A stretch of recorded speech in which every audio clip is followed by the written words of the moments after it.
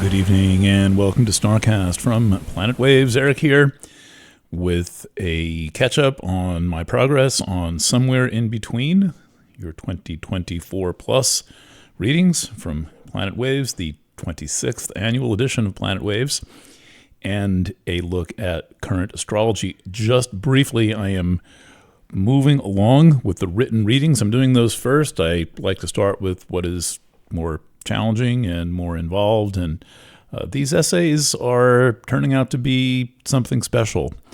They are book chapter length readings using the solar chart. So I'm basically, for those of you who are old timers, I'm using the same basic techniques as Linda Goodman and Patrick Walker, Jonathan Kainer, Debbie Kempton-Smith. That is the solar chart, though it's a special calling for certain astrologers to do this solar chart astrology, which also works for your rising sign and produces a lot of really helpful, kind of beautiful information. And we're heading into a very exciting time, that time being somewhat hinted at in the chart for the moment, which I will get into in 1 second. Today I've been working on the Gemini reading. That will probably go into tomorrow. Then I'm planning to do Planet Waves FM, and I'll pick up over the weekend with Sagittarius. And then I am closing in on the end of these 12 written readings. Our proofreading staff consists of Allison Ogden, Jessica Keat, Iva Vizi, and they are all going over these readings and making sure that they are smooth and don't have any typographical errors that take you out of your experience of reading.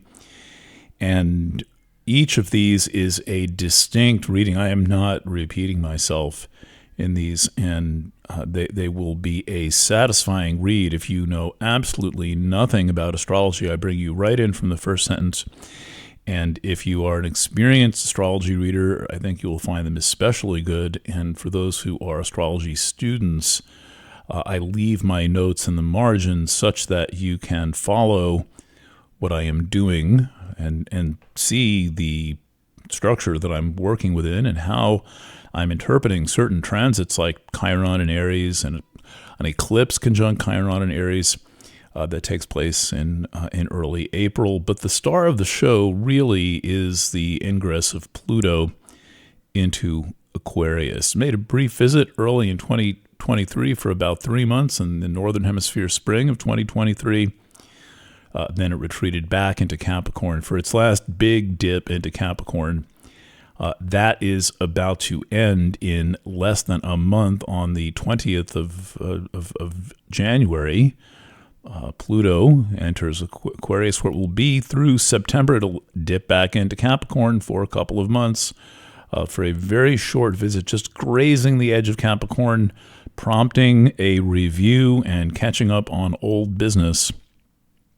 Anything left over from the Pluto and Capricorn era may come up during that one final visit. I mean, it only goes in 1/3 of 1 degree. I mean, consider that. That might not have happened had things just been slightly different at the time the Earth was set in its orbit or whatever set all these things into motion. So speaking of Pluto, I'm doing this recording at 5:24:33 p.m. Eastern Daylight Time in Kingston, as usual. And at this moment, the moon is in very late Cancer, about to make an opposition to Pluto in very late Capricorn. The full moon was on the 26th. That was a tense experience, wasn't it? There was some the emotional nature of the full moon combined with the emotional nature of the sign Cancer, highlighting this sense of kind of a swell or rising tide of some kind. And while that's going on, we are we're now in the end stage of Mercury retrograde. The special intensity of this Mercury retrograde, or perhaps its theme, has been about how it began the retrograde back about a little more than 2 weeks ago with Mercury in a conjunction to a minor planet, a centaur, kind of like Chiron, called Pholus. And the nature of Pholus is the pressurized release. Think of a champagne bottle opening up and all the contents flying out, or the old thing, which I've never done this. I mean, have you done this? You get a bottle of soda and drop a couple of Mentos candies in it, and the thing just jets up 5, 6, 7 feet in the air. I have not done that, but that's very Pholus in nature. The metaphor of a genie coming out of the bottle, not going back in, that's all very Pholus. And so Mercury stationed retrograde, right conjunct Pholus, right conjunct this influence of things getting out. And so you may have had some experience of something, some idea, some information getting out. And it's not going back in, so, pretty much deal with it. At the moment, Mercury has retrograded into Sagittarius. I didn't realize how far back it was. I'm looking at a kind of an animated chart program right now for this moment. And Mercury has made it all the way back to 2338 Sag. It re-entered Sag, I don't know, maybe about 5 days ago, and kept going, retrograding back over the galactic center. And now it is very close to its stationary direct degree. And that takes place on New Year's Day. It is exciting and a little bit ominous to see Pluto hanging out in the last degree of Capricorn. To be an astrologer is almost always to do a lot of work with Pluto. Pluto changes signs only rarely. I began as an astrologer when Pluto was basically making the transition from Scorpio into Sagittarius, so my astrology career carries that Scorpio-Sagittarius flavor to it. And some of the things that I write about and the way that I approach the psychological matters of astrology and matters of sexuality that are contained in Scorpio.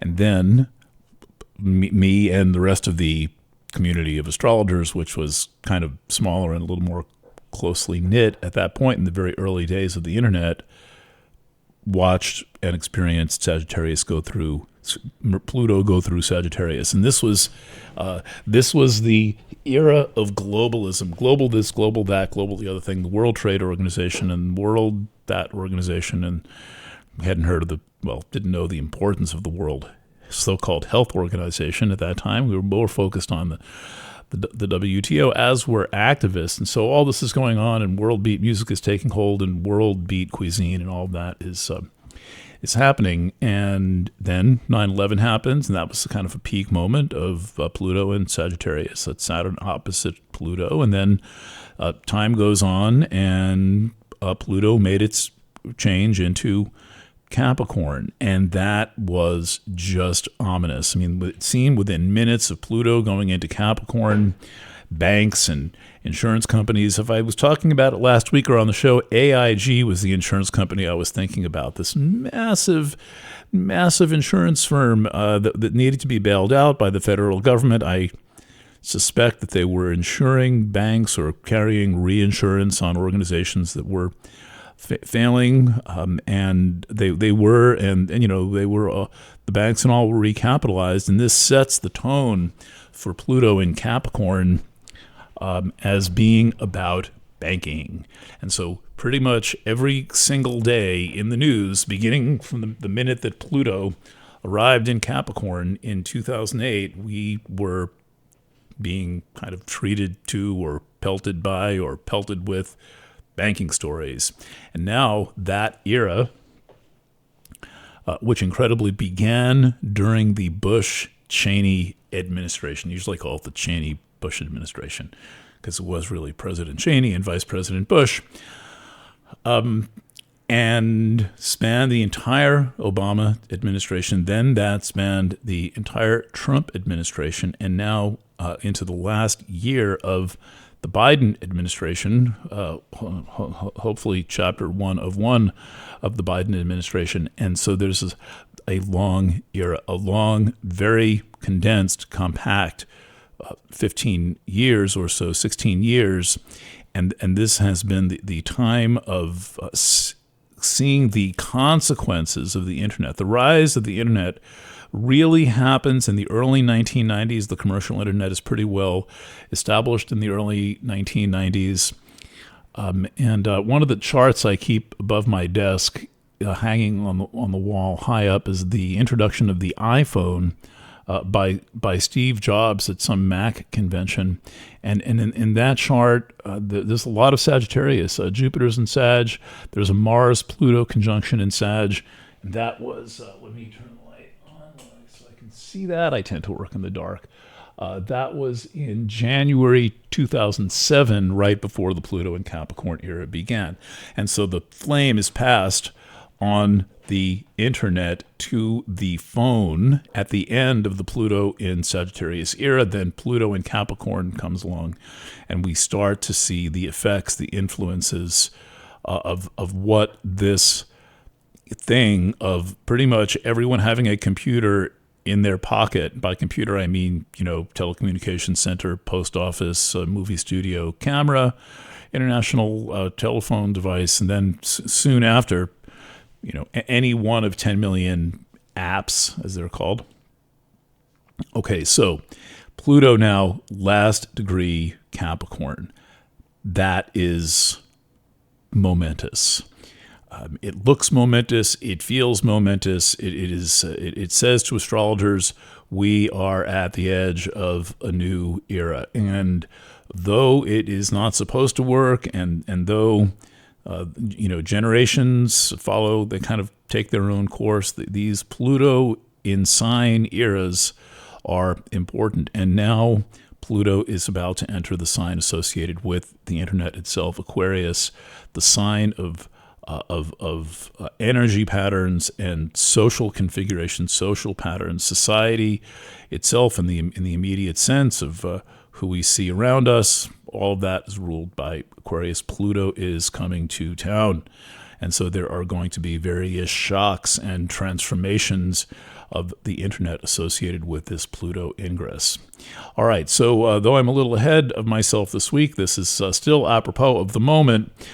In this chart, let's just give a few more clues as to what's in this chart. The moon is about to enter Leo. That seems like it'll be around 7 p.m. Eastern Standard Time, maybe 7:30 p.m. It has 1 whole degree to go to cover. It's going to be opposite Pluto for that 2-hour span. So if you're feeling some special kind of mojo, or perhaps isolation, or perhaps some sense of loss or longing, that's Moon Pluto. It's moon, and it will pass as the moon enters Leo and a new story begins. Also, speaking of being at the end of a sign, that would include Venus. And let's get my events panel up, and we want to see when Venus, which is now in degree 29 of Scorpio, enters Sagittarius.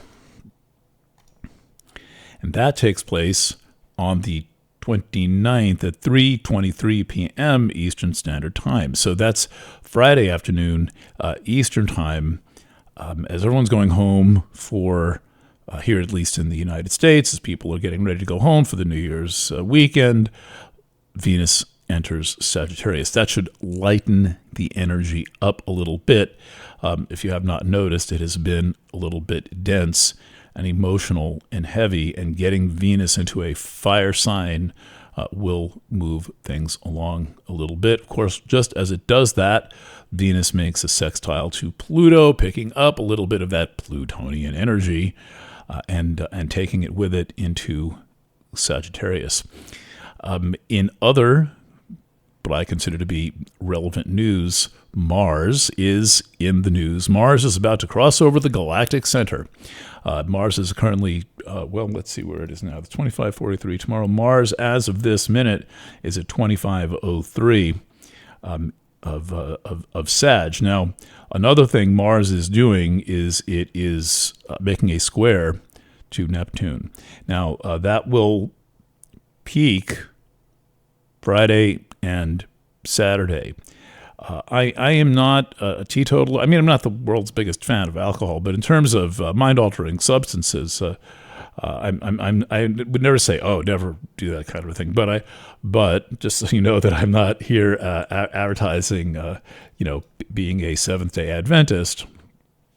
But hey, who knows? Maybe I'll have a conversion experience. But that said, Mars square Neptune encourages moderation. And it encourages moderation for a number of reasons. And one of them is because overindulgence can have a self-destructive quality. Now, I don't know if there are more drunk driving arrests during Mars-Neptune aspects, Mars square, Mars opposite, Mars conjunct Neptune. I don't know if there's more drunk driving arrests. It would be interesting to do that. It would certainly be easy enough to contact police agencies and do a study, informal, of course. It wouldn't be a proper double-blind, study, but just to get a sense of it. But the energy of, now, why would someone do that? Why would someone just, be shit-faced and go out for cat food and then get arrested and make their life really miserable, complicated, and expensive, and effectively lose their citizenship in the United States? I don't know where you live, but in the United States, your driver's license is kind of your citizenship, your ability to move around, your free, you're especially not in an urban area. My friends in San Francisco, New York City and stuff, they don't need a car so much. There's good buses and subways, but most of the country is not like that. And so this Mars square Neptune thing, particularly New Year's weekend, amplified by the galactic center, which can impart all kinds of a sense of confidence and, being divinely inspired or something like that, feeling like you've got divine protection. Be cool. Stay home. Do your thing at home, or go out with me. I'm the universal designated driver. I'm always happy to be the person who does not consume any substances whatsoever before I get behind the wheel and drives everyone home safely. And wouldn't mind getting pulled over on New Year's Eve. Not that I go out on New Year's Eve, but I'm the guy to pull over on New Year's Eve like, hey, what's going on? Been drinking? Absolutely not. So maybe be that person. But what I'm saying is, for this and other reasons, it's not a good weekend to take too many chances. For example, Vesta's in the picture. When Vesta's in the picture, something might get sacrificed. Don't let that be your life. All right, now, the sun is in degree 7 of Capricorn, already a week past the solstice, moving right along. And the sun has been making conjunctions to all of these points in early Capricorn. Those include a trans-Neptunian point, not object, a point called Cupido, 500-year orbit or something like this, moving very slowly through Capricorn, as well as Ixion. That's kind of the mean streak of the minor planets, kind of bad boy father of the centaurs, except for Chiron and Pholus. And also a point called what I've been calling Quaoar. I used to call it Quaoar. That actually now seems to, I've read, that's actually Quaoar. Anybody speak Tongva? It's not Spanish. It's the Indians from the LA area, the Tongva people.